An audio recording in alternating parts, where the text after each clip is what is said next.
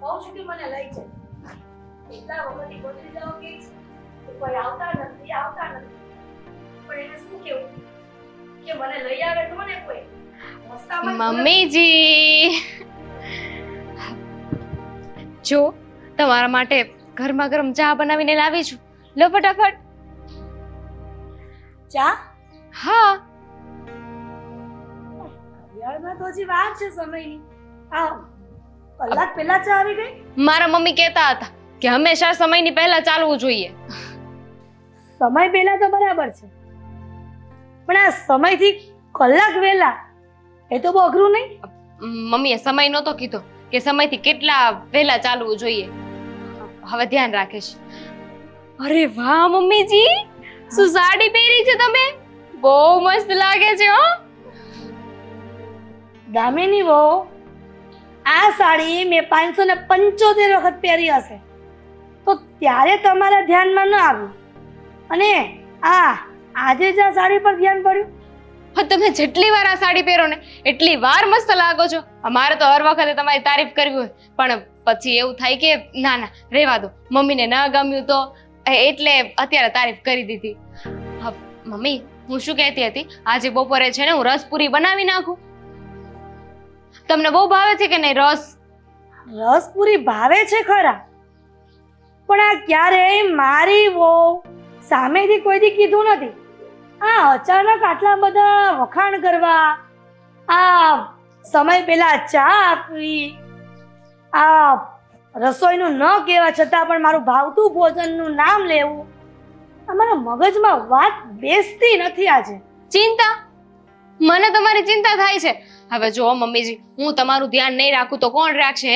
આ ભાભી એ તો એમનામાંથી જ નવરા નથી પડતા, તો તમારું ધ્યાન શું રાખે? એટલે મને થયું કે મમ્મીનું ધ્યાન છે ને હવે હું જ રાખીશ. આ તમારો ઘૂંટણ પણ બહુ દુખે છે કે નહીં? એટલે હું છે ને તેલ લઈને આવી છું, એ તેલથી તમને મસાજ કરી દઈશ. દામિની વહુ, આમાં એમ છે ને કે આ સવાર પડે સાંજ પડે કાગડો ક્યારેય એના મોઢામાંથી રામ ન બોલે, પણ જ્યારે કાગડો રામ બોલે ને એટલે સમજી લેવાનું સામેવાળા વ્યક્તિને કે કાંઈક દાળમાં કાળું છે. મને એ સમજાવશો કે મમ્મીજી તમે આજે આટલું સરસ સ્વરૂપ ધારણ કેમ કરી દીધું છે? લે બોલ, તમને તો મારા ઉપર વિશ્વાસ જ નથી ને? આ કાળી સાડી પહેરી છે એનો મતલબ એમ થોડી કે તમે મને કાગડી બનાવી દો. મેં તને ક્યાં કીધું? પણ મને ખાલી કારણ જાણવું છે કે તું આટલા બધા મસ્કા કેમ મારે છે? મસ્કા નહીં મમ્મીજી, આ તો મારો પ્રેમ છે, પ્રેમ. પણ પ્રેમ આજે જ કેમ ઉભરાયો આટલો બધો? હા મમ્મી, હા સાચું કહું ને તો ભાભી છે ને અત્યારે બજાર ગયા છે. તો એ તો ગઈ જ છે, કઈક વસ્તુ લાવી હશે તો ગઈ હશે. તો એમાં તને શું તકલીફ પડી? અને એના ગયા પછી તું મારી આટલી બધી સાર સંભાળ ને આટલી બધી કેર કેમ કરે છે? કહું છું મમ્મીજી, કહું છું, શ્વાસ લઈ લો થોડો.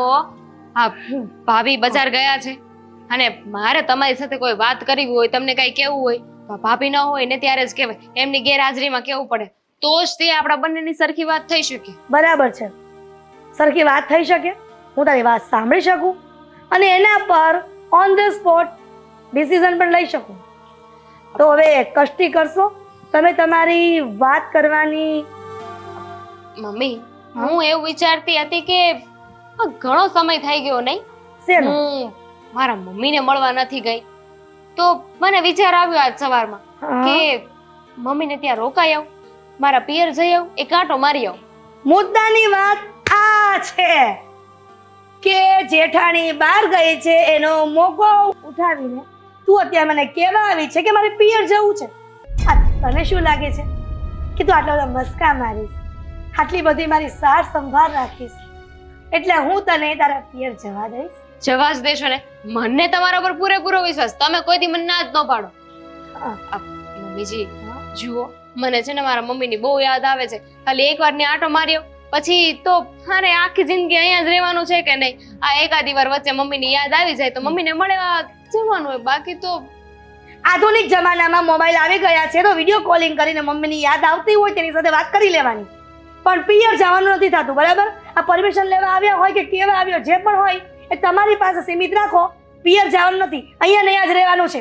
મમ્મીજી, આ તો કેવી વાત થઈ? આ લગ્ન કરીને હું મારા પિયર જ રહી હોત અને વિડીયો કોલ કરીને તમને કહેતી હોત તો કે આજે આધુનિક જમાનો છે, મારે ત્યાં આવવાની શું જરૂર છે? તો એમ તો ન ચાલે ને. બહુ છો, દીકરી નથી. જો દીકરીને સાસરે વળાવી હોત ને તો અહીંયા ન આવવા દે. એટલે કાન ખોલીને સાંભળી લે, તારી જેઠાણી હોય કે ન હોય, અને તું એનો ફાયદો ઉઠાવે કે ન ઉઠાવે, પણ તારે પિયર જવાનું નથી. છાની મારી રસોડાના કામ અંબાર જા, ઊભી થા. સારું, દાળ ભાત બનાવું છું, ખાઈ લેજો. કા આ રસપુરીનું કહેતી હતી ને, ગરજુડી.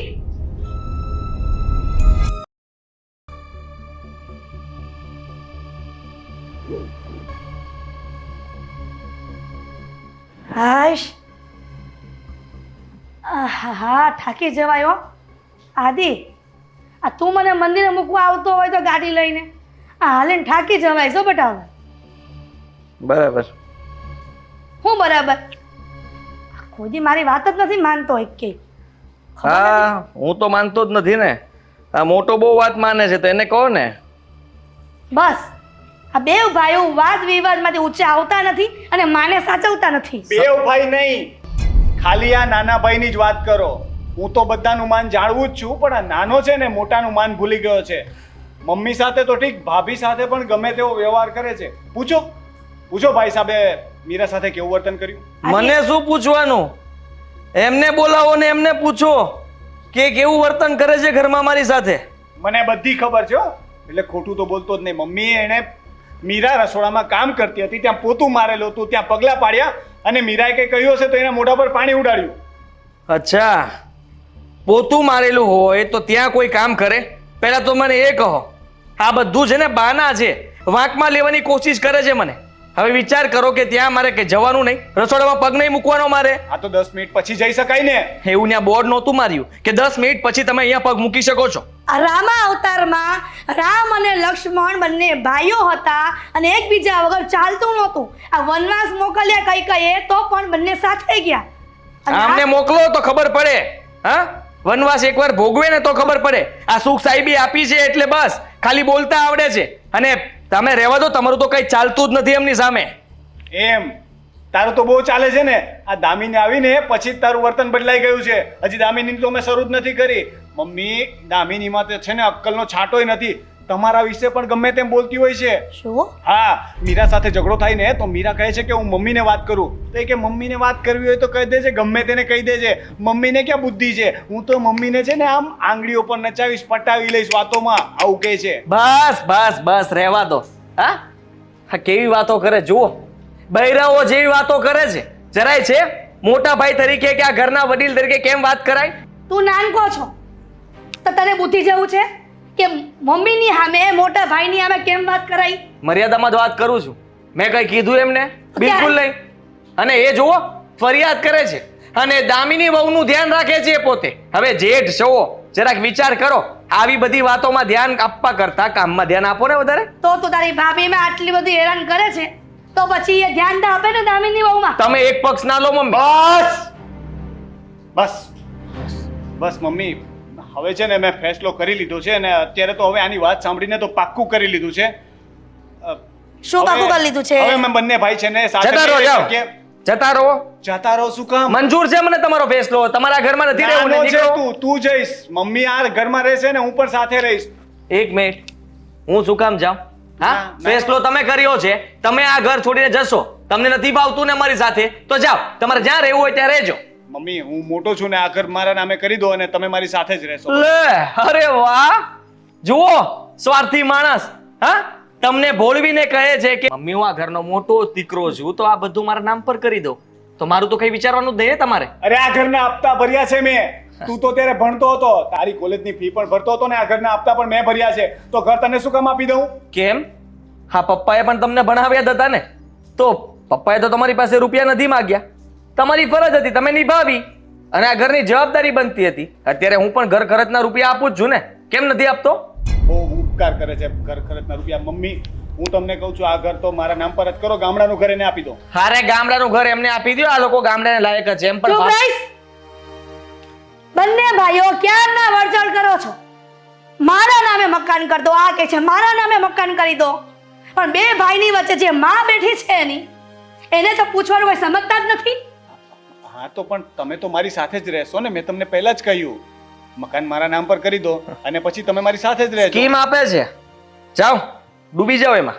મારા માટે બંને દીકરાઓ સરખા છે અને મેં નિર્ણય કર્યો છે ને એ તમારે શિરોમાન્ય રાખવું પડશે. મને માન્ય છે તમારો નિર્ણય, બોલો. મારો નિર્ણય એ છે કે બંને ભાઈઓ બોલી બોલશે અને જેના રૂપિયા વધારે આવશે અને જે પહેલા એ રૂપિયા મને પહોંચાડશે ને એના નામે હા મકાન કરી દઈશ. જો આ કન્ડિશન મંજૂર હોય તો હા કયો, નહીં તો રહેવા દો. પણ બોલી બોલશું એ રૂપિયાનું તમે શું કરશો? એ મારે જોવાનું છે ને, મેં મારો નિર્ણય કહી દીધો છે. લાખ રૂપિયા, 2 લાખ, 2.5 લાખ, 5 લાખ. બસ આગળ. બોલતા પહેલા એક વખત વિચાર કરી લેજે. જે પહેલા રૂપિયા આપશે એના નામ પર મકાન થઈ જશે. 5 લાખ ને 1 રૂપિયો. ઠીક છે ત્યારે ડન. 5 લાખ ને 1 રૂપિયો જે પણ મમ્મીના હાથમાં પહેલા આપે એ આ મકાનનો માલિક થઈ જશે. હા તો વાંધો નહીં, હું આપી દઈશ ને મમ્મી પહેલા. હા વિચાર સારો છે, કોશિશ કરજે. હા એ તો જોશું ને. હું પણ જોઈશ જ ને. ફિક્સ ડિપોઝિટ કરાવી દેજો મમ્મી. મમ્મી હું તમને એના કરતાં પણ સારો પોર્ટફોલિયો બનાવીને આપીશ. પહેલા હું તમને પૈસા આપીશ ને પછી એ પૈસાનો ઇન્વેસ્ટ. મમ્મી એસઆઈપી કરાવી નાખજો. એના માટે પૈસા તો જોઈએ ને. જા પહેલા પૈસા લઈ આવજે. હા, ગોતવાનું ચાલુ કરો, જાઓ. આમ મળી જશે આમ. વાતો કરવાથી કઈ નહીં થાય. અત્યારથી કામે લાગી જાઓ.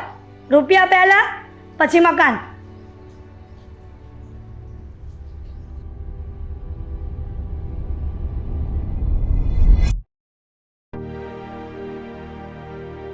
હા તે ખબર નહીં ક્યાં આવ્યા ગયા. ખબર છે કે અત્યારે પૈસાની ઉપાધિ છે ને, ક્યાંથી આવશે પૈસા?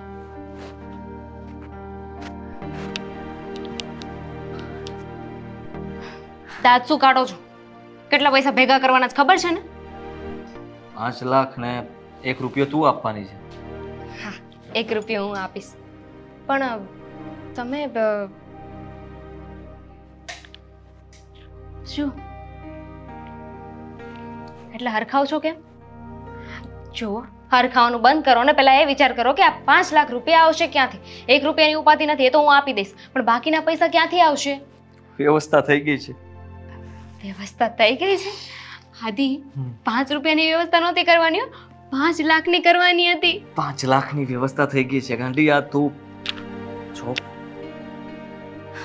આ સારા સમાચાર તને જ આપવા પહેલા આપ્યો છું. તને ટેન્શનમાં જોઈ તો મને હસવું આવી ગયું. અને સાચું કહું તો મને ટેન્શનમાં જોઈને તમને દાંત આવે છે. એટલે તું જે પૈસા માટે ચિંતા કરતી હતી ને, એ ચિંતા મેં આમ દૂર કરી દીધી. હા જો, રૂપિયા છે ને આજે જ મારા હાથમાં આવી જશે. પણ આવ્યા ક્યાંથી પહેલા એ મને કહો. હા મને તમારી વાત ઉપર સહેજે વિશ્વાસ નથી. આ 5 લાખ રૂપિયા એટલી મોટી રકમ તમે ક્યાંથી ભેગી કરી? આ 5 લાખ મેં છે ને આમ તેમ કહીને ભેગા કરી લીધા છે. તને કહી દઉં, એક તો 2-2.5 લાખ તો મેં આ નોકરીમાંથી લઈ લીધા છે એડવાન્સ. મેં કીધું કે જુઓ, હા, ઘર લીધા પછી હા સેલેરીના બધા પૈસા તો તમે લઈ લીધા છે, એ એડવાન્સ. તો આ ઘર લીધા પછી શું કરીશું? હવા ખાઈશું? મારી પત્નીને કેન્સર છે. સાચે આથી હું મરી જવાની છું? એવું મેં એમને કહ્યું. ગાંડી છે નહીં તને, તું ટેન્શન નહીં લે. અત્યારે એ રૂપિયા ત્યાં થોડી વાપરવાના છે. હા એટલે એવું ત્યાં કહ્યું છે મેં ખાલી. એટલે એ લોકો રડવા લાગ્યા. બોસને મેં રડાવી દીધો એવી રીતના વાત કરીને કે હું રડતો હતો. રડતા રડતા કહ્યું કે મારી પત્નીનો સાથ છોડવા નથી માંગતો, પણ પૈસા જ મને સાથ છોડાવશે.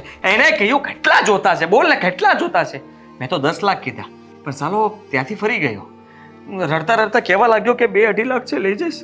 ચાલશે મેં કીધું ભાઈ, 2-2.5 લાખ તો 2-2.5 લાખ. અત્યારે 2.5 લાખનું તો થઈ ગયું કે નહીં? હે 2.5 ત્યાંથી લીધા અને 1 લાખ રૂપિયા પેલા કાળુને ફોન કર્યો. કાળુને મેં એવો પટાવ્યો, એવો સ્કીમમાં નાખ્યો ને કે લાખ રૂપિયા તો એ આપવા તૈયાર થઈ ગયો. 2.5 લાખ આપશે. હવે કાળુ પાસે પોતે 10,000 રૂપિયા નથી હોતા. અરે એની ગાડી છે ને બાપાની, એના ઉપર લોન લેવાના છીએ અમે.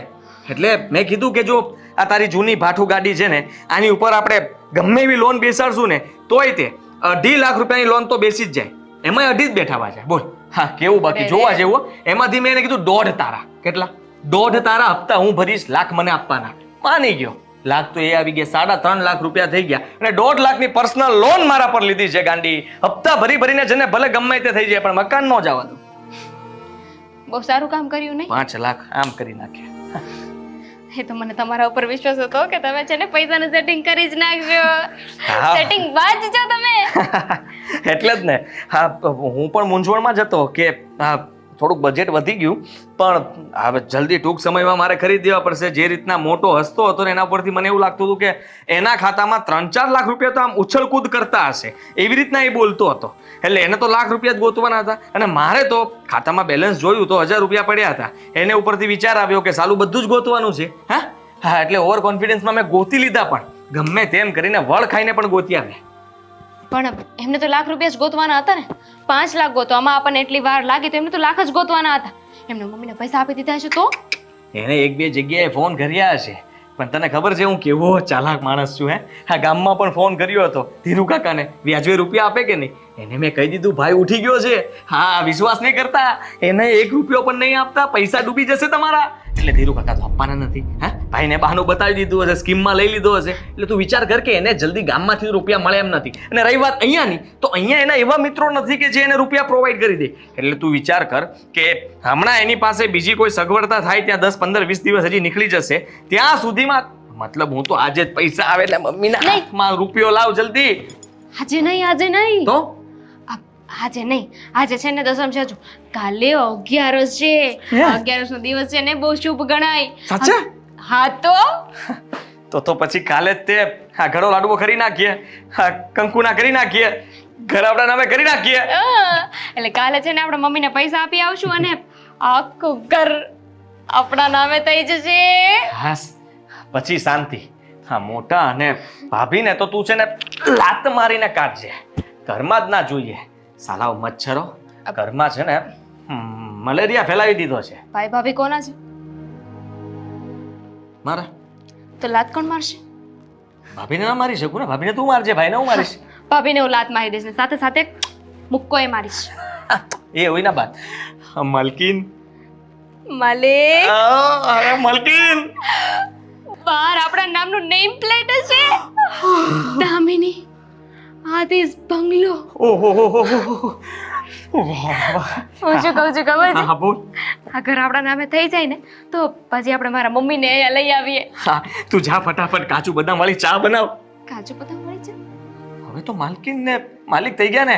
હા, કોઈ ના પીવે એવી ચા આપણે પીએ. ગાંધી મોક ચા મોક. લેતી આવ. ચા. હાશ.